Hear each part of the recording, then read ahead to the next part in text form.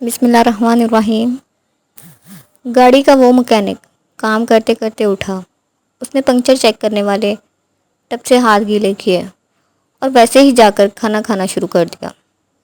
میں نے اسے کہا، اللہ کے بندے، اس طرح گندے ہاتھوں سے کھانا کھاؤ گے تو بیمار پڑ جاؤ گے، ہزاروں جراثیم تمہارے پیٹ میں چلے جائیں گے۔ کیا تم نے کبھی اس طرح کی باتیں ڈیٹول یا صابن کے اشتہارات میں نہیں دیکھی؟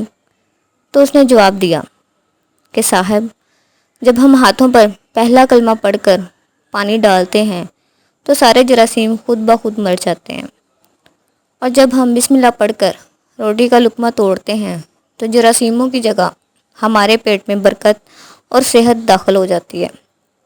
مجھے اس مکینک کی بات نے ہلا کر رکھ دیا۔ یہ تو اس کا توکل تھا جو اسے بیمار نہیں ہونے دیتا تھا۔